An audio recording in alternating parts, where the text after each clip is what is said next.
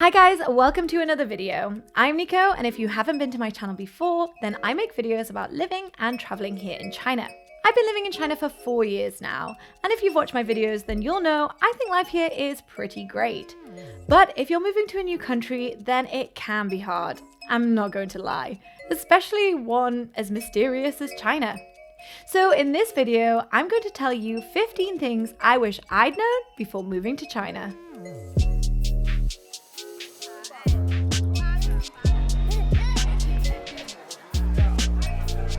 When you're moving to another country, then research is key. No matter how much you prepare yourself, nothing is actually going to be the same as being there. But hopefully these tips can help you on your China journey. If you've already moved to China, then please leave me a comment below letting me know the things that you wish you'd known before moving here.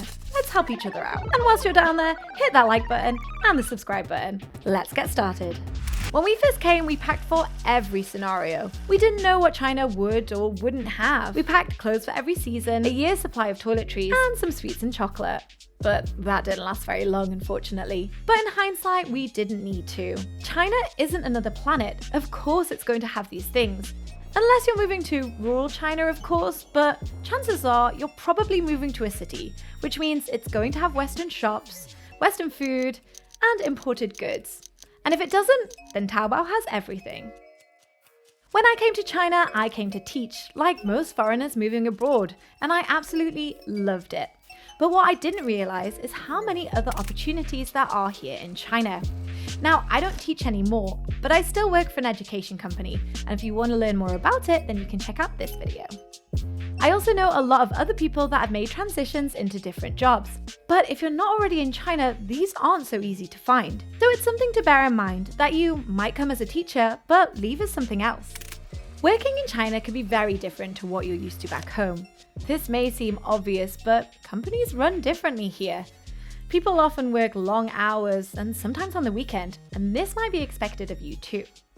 If you want to see the differences in working culture, then check out this video. Some companies hire a lot of foreigners, and they understand that there are some cultural differences, but if you're the only foreigner, then you're going to need to be adaptable. I found that being adaptable isn't just important in the workplace, but in daily life here.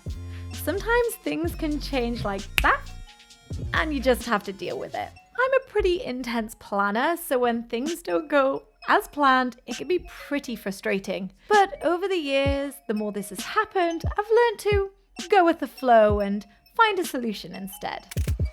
Not every day will be great. When you move to China, there are so many things to see and do, which is amazing.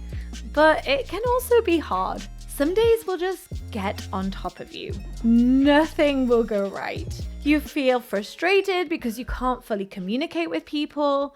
You don't understand why people are shouting at you when you're trying to buy something.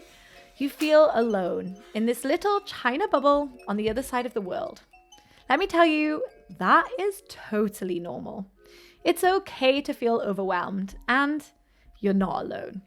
The problem you're facing, another expat has probably had in the past. Reach out to people in WeChat groups or online to get some advice. People are pretty friendly.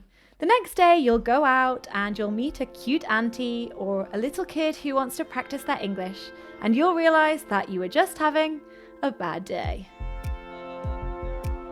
One thing that will help you through those bad days is knowing some of the local language. Whilst you don't need to know Chinese to live in China, it certainly helps, especially if you want to travel. Yes, you can easily hop on a high-speed train, but if you want to travel a little bit deeper, then it's a whole different story.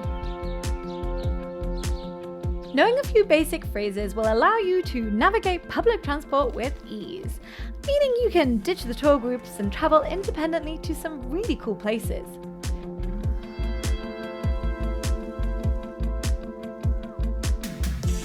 During my first year in China, every time I hit the road, I was approached by lots of curious locals. I was full of panic, and I didn't know what to say apart from ting-dong to every question. After missing out on a year of meaningful interactions, I decided to do something about it.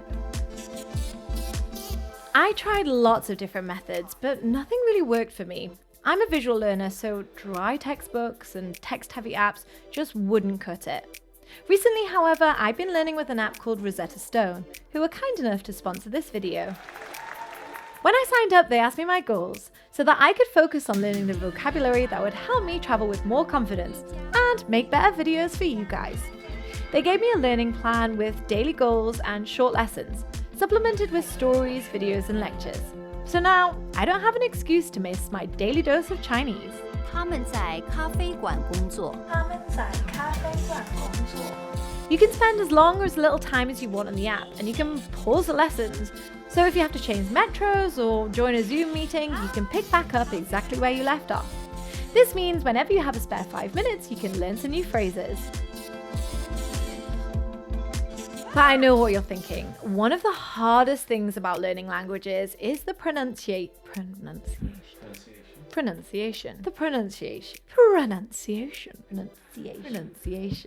Especially if you're learning a tonal language such as Chinese. What good is learning all these words if you can't say them correctly? Well, the best thing about this app is it has a voice recognition feature, which means you'll always be able to distinguish your mother from your horse. So how am I getting on with learning Chinese now? Well, I still have a long way to go, but I'm making steady progress. I feel like the app really holds me accountable and it's helping me towards my goals. My only regret is I wish I'd started sooner. Rosetta Stone is like your own private tutor, but way cheaper.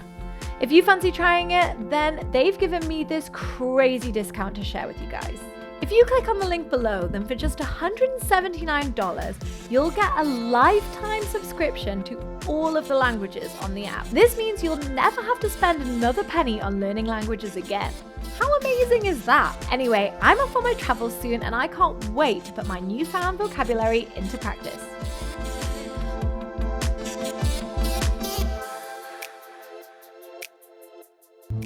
But no matter how well you can speak Chinese, being a foreigner in China means you're always going to stand out. I've been to quite a few places in the world, but I've never experienced anything quite like this. People are really curious here. They want to take a photo of you, or with you. Sometimes they'll video you, or let you hold their baby. And you cannot walk past an old person without them saying 老外 or 外国人, which means foreigner, in case everyone around them didn't spot you. For the most part, it's quite sweet, and people are just interested because maybe they haven't seen a foreigner before. But it wasn't something I was prepared for before I moved here. I didn't realize how much of a celebrity I would be just for being foreign. Although you do get a lot of attention as a foreigner here, it's not the same as in other countries where people see you as a target. Yes, there are scams here. Yes, there are pickpocketers, but they are very few and far between. I've been to a lot of places and I can honestly say that China's one of the safest countries I've been to. I feel really safe walking around on my own as a woman. Overwhelmed because it's pretty busy, yes, but unsafe, no. One of the reasons we picked China was because of its location. It's pretty easy to get to other Asian countries, so we thought we could travel a lot. And pre-COVID, this is what we did.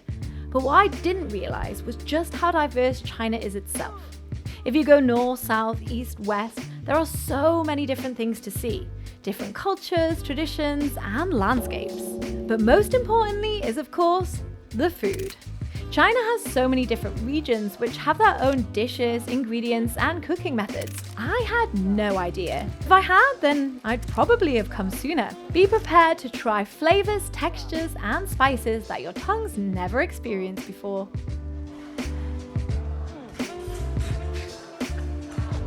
In restaurants, know that dishes come when they're ready. So if you want things in a certain order, don't order them together. This is fine in Chinese restaurants because everybody on the table usually shares food together, but this still applies if you go to a Western restaurant. It is no fun watching the person in front of you eat whilst you're starving, so usually we still share food. Also, don't order a dessert with your main because I can guarantee it will come first. China is a culture with many traditions and superstitions. There have been lots of times where people have said to me, oh, you can't do that because of blah, blah, blah. Or don't eat that because of blah, blah, blah. You can't wear that because of blah, blah, blah. I wish I'd known a few before I came to China. We have a video all about Chinese superstitions here, and you can check that out. But I recommend doing a little bit of research and finding out what's polite when it comes to table etiquette. You definitely don't want to offend somebody important. Here's one that could save your life. The green man doesn't mean it's safe to cross, it means proceed with caution. Cars can still drive at you if you're walking, so make sure you check both ways. What I didn't realize by moving away was just how much I would learn about my own country.